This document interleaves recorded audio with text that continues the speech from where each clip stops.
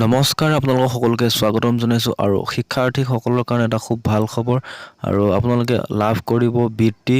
আৰু চৰকাৰী বেচৰকাৰী সকলো ছাত্ৰ ছাত্ৰীয়ে লাভ কৰিব এই বৃত্তি আৰু শিক্ষাৰ্থীসকললৈ এটা খুব ভাল খবৰ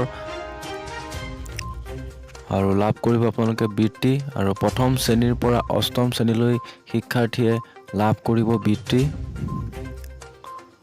আৰু চৰকাৰী আৰু বেচৰকাৰী সকলো বিদ্যালয়ৰ অধ্যয়নত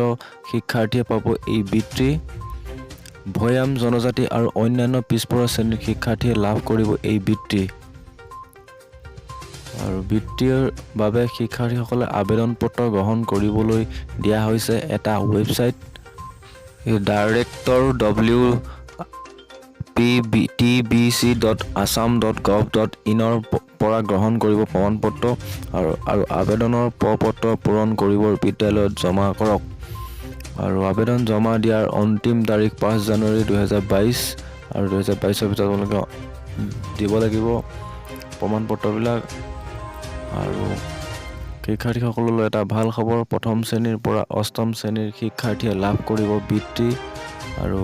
এই বৃত্তি আপোনালোকে চৰকাৰী আৰু বেচৰকাৰী সকলো বিদ্যালয়ৰ অধ্যয়নত শিক্ষাৰ্থীয়ে পাব এই বৃত্তি আৰু ভৈয়াম জনজাতি আৰু অন্যান্য পিছপৰা শ্ৰেণীৰ শিক্ষাৰ্থীয়ে লাভ কৰিব এই বৃত্তিৰ বাবে শিক্ষাৰ্থীসকলে আবেদন পত্ৰ গ্ৰহণ কৰিবলৈ দিয়া হৈছে এটা ৱেবছাইট আৰু director.wpthc.assam.gov.in পৰা গ্ৰহণ কৰক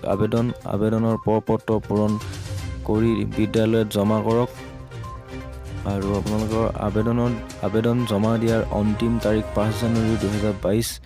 মানে 5 জানুৱাৰীৰ ভিতৰত আপোনালোকে জমা দিব লাগিব আৰু শিক্ষাৰ্থীসকললৈ এটা বহুতেই ভাল খবৰ কাৰণ আপোনালোকে যিকোনো চৰকাৰী বেচৰকাৰী শিক্ষাৰ্থীয়ে পাব এই বৃত্তি প্ৰথম শ্ৰেণীৰ পৰা অষ্টম শ্ৰেণীৰ শিক্ষাৰ্থীয়ে লাভ কৰিব এই বৃত্তি আৰু চৰকাৰী আৰু বেচৰকাৰী সকলো বিদ্যালয়ৰ অধ্যয়নত শিক্ষাৰ্থীয়ে পাব এই বৃত্তি আৰু ভৈয়াম জনজাতি আৰু অন্যান্য পিছপৰা শ্ৰেণীৰ শিক্ষাৰ্থীয়ে লাভ কৰিব এই বৃত্তি আৰু বৃত্তিৰ বাবে শিক্ষাৰ্থীসকলে আবেদন পত্ৰ গ্ৰহণ কৰিবলৈ দিয়া হৈছে এটা ৱেবছাইট আৰু আপোনালোকৰ director.wptbc.assam.gov.in পৰা গ্ৰহণ কৰক আবেদন আৰু আবেদনৰ প্ৰপত্ৰ পূৰণ কৰি বিদ্যালয়ত জমা কৰিব লাগিব আৰু আপোনালোকৰ অন্তিম তাৰিখ হৈছে আবেদন জমা দিয়া অন্তিম তাৰিখ 5 জানুৱাৰী 2022 আপোনালোকে 5 জানুৱাৰী 2022 ভিতৰত আপোনালোকে এই আবেদন দিব লাগিব